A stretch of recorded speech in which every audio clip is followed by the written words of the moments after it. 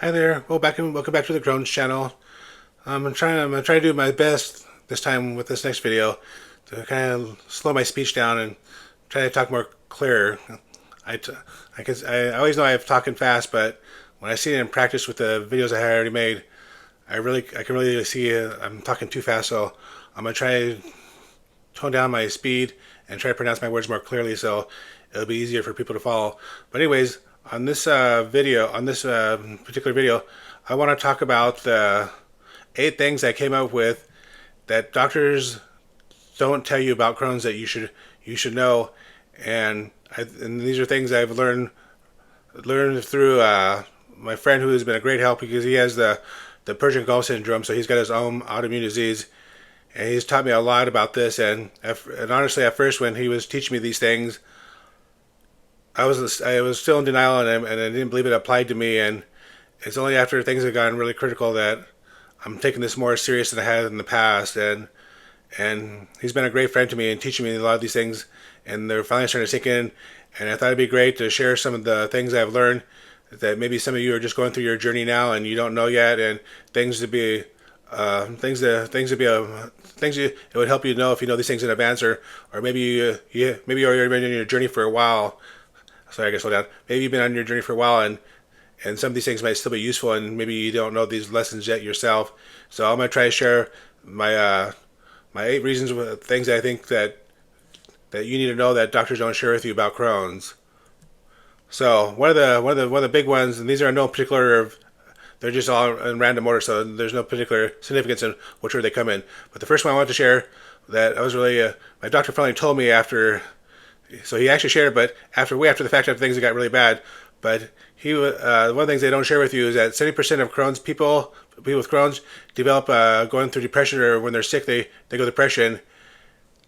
Why that's not talked about and why they don't prepare you for that, I'm just flabbergasted why, with the doctors knowing that they don't do any preventive medicine, they get you ready for that and be ready to help you with any kind of mental health that you may need, and why they wait for you to get to that stage before they talk about it. You're going to find that the doctors don't share as much as they really should, and they're not really educational as they should be. And it's sad that's the way the healthcare system works. But a lot of them won't share what's likely to continue to happen, and what your outcomes. They're gonna try to paint the best picture, but they're not preparing you for the what could really actually happen. And so I think it's sad that that's how our healthcare system is. But I want to share more things that don't get openly shared that you should know. And one of the things they won't do, and it's really sad. And it was only after this last year, after I've been going on this journey for a long time, they won't share the dietary changes you need to make, and they won't educate you about it. And it was only after recently that push come to shove that my doctor finally started getting more brutally honest. But why this wasn't shared a lot sooner, and why, I don't know. It just, one of the things I'm discovering now, and I'm taking it more seriously, and it seems to be helping with my Crohn's, is having a high protein diet. I'm keeping a lot of protein around me and making sure I'm staying full on protein. And so far, I've been practicing this for a little while now, and it's stopping the flares from becoming more frequent and stopping the flares from being more severe by keeping a higher protein diet. And one of the things I switched to, and it's really expensive, and I don't know if everybody can afford it, but I switched to this. And maybe I had a lactose problem with milk, but I've always been a milk drinker. But this has got actually quite a bit of protein. I think it says how many grams of protein did it say in here? 13 grams of protein per 6 ounces. And sometimes I can finish a whole one of these by myself in one day. So maybe I need to slow down. And I'm eating a lot of chicken and rice, and it seems to be helping quite a bit. My eyes are not getting so flared up, and things seem to be a lot more mild now. And I'm thinking this fourth infusion treatment might have a good chance of working. I'm trying to be optimistic and try my best to make sure that this one doesn't fail like the others did.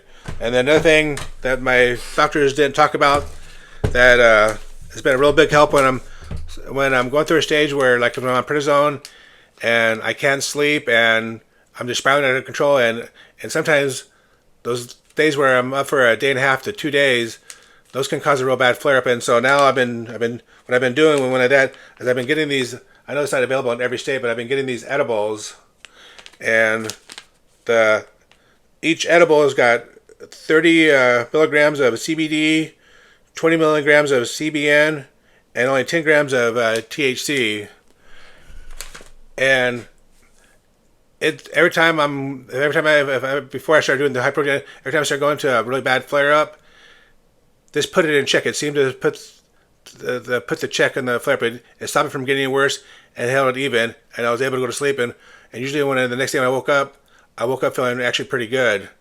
And doctors are not going to tell you about these kinds of things, the alternative medicines, but those are some of the things I'm learning late. And like I said, I had a really good friend who was showing me some of the stuff, and it seems to be really benefiting me. And so I'm putting a combination of lots of things I learned together, and I'm hoping to share the things that I've learned that's starting to work for me. And as I'm getting more assertive and more serious about what I need to do, I'm actually seeing the benefits that there seems to be benefits in this. And so if I can help other people, I'm happy to. And so I'm gonna keep on sharing everything I can, because I'm very worried out. So many people out there don't have no one to talk to and no one to share these tips with, and I was just fortunate to have people around me who could help me, and I don't think everybody has that help. And so I'm trying to be an advocate to help other people who need to get this information and don't know where to get it, because I don't see a lot of this on YouTube, and so much of this YouTube stuff is all about clickbait and getting some subs and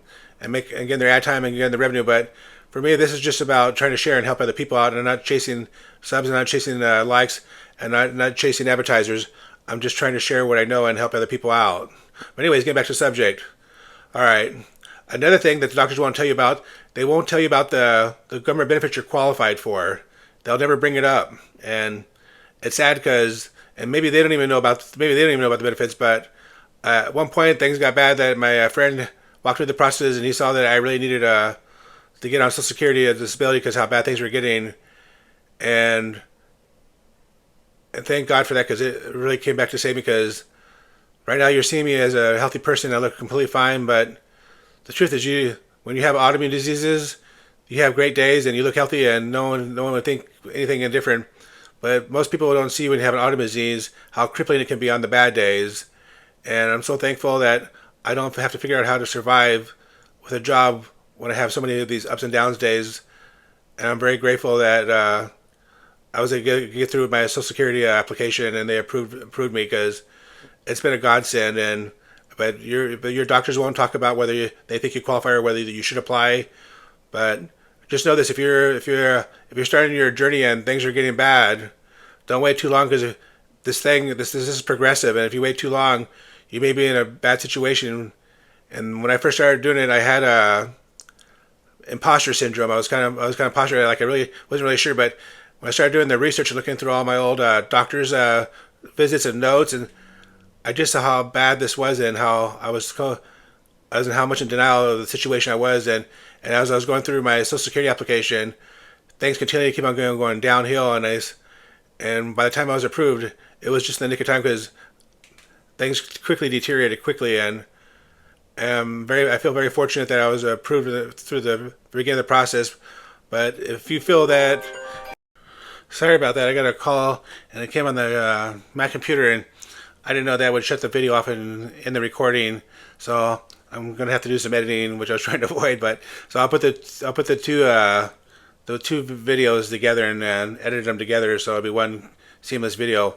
But yeah, so anyways, like I was talking about Social Security, the doctors won't tell you anything about it, and it's a long journey. And if your health is really deteriorating and things are getting bad, don't wait until you're in the worst situation to start asking for help, because it still takes some time even if you're approved on the first step. And make sure if you do this journey, and make sure, even right now if you're not sure, that you're keeping all your documents and notes together, and so you can, if you ever do apply and you ever feel like you get in that situation, it's gonna be great. It's gonna greatly help you if you have everything documented.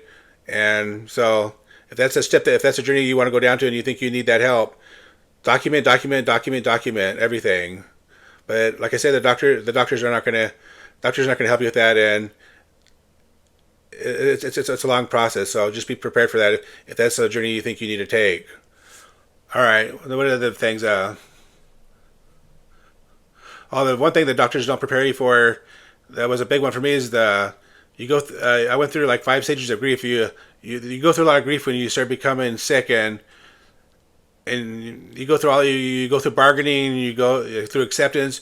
You might not go through all the 5 stages, but and there's a denial, and I know from a man's perspective, I think it could be a little harder on some of us men. Maybe I don't know, but I only know it from a man's perspective. But if you've been a provider and protector all your life, and you get this sick, and you lose your identity as who you are as a man, and it could be it could be emotionally devastating when you're going through the stages of grief, and your identity is being turned upside down, and the doctors do a really piss poor preparing you for all these things you go through, and they don't seem to understand that the mental health that you're probably going to need are counseling, and they're just ill equipped to help you this way, and they're not going to, unless you advocate for yourself, you're not going to get the help you need.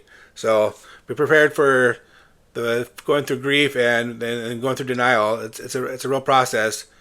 So that's another thing, and then that's another thing. The doctors. Let me go to the next one.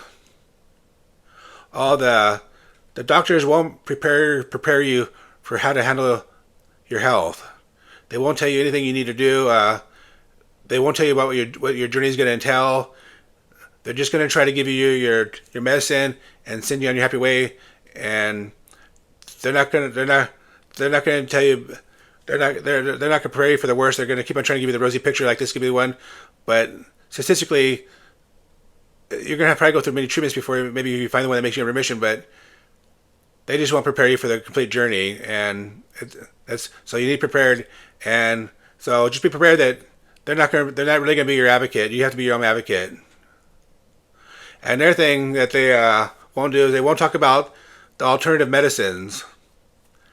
So this is something you need. So if you have Obamacare or whatever you have that's getting you through this, and if you have insurance, some of the things that I've learned to take advantage of is I go to a chiropractor, and it's been really helping me with the joint pains I've been having, and it's a good benefit. And I didn't believe in chiropractors until I gave it a try, but it's been a great help. And then I also take advantage of the massage therapy from the Crohns, and that helps. I go about every 2 weeks for a massage at the massage therapy where I get the chiropractor, and those can help you.